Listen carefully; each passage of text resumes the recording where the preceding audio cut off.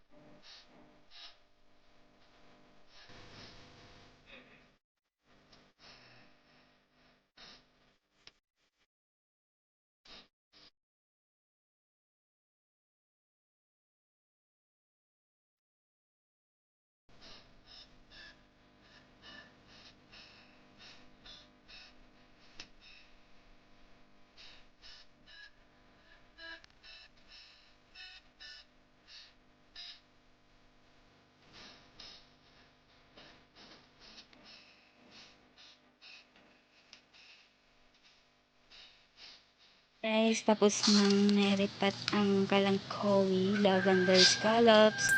Diniligan ko siya guys, hindi naman po maselan ang kalangkowi. Tsaka dry din po yung roots niya, kaya po diniligan ko siya. After 5 days po, saka ko po siya inilabas at saka aking inihang dyan. Di ba po, ang ganda naman po niya. Tsaka ni-imagine ko po, pag kumapal po siya, parang ang ganda pong tignan.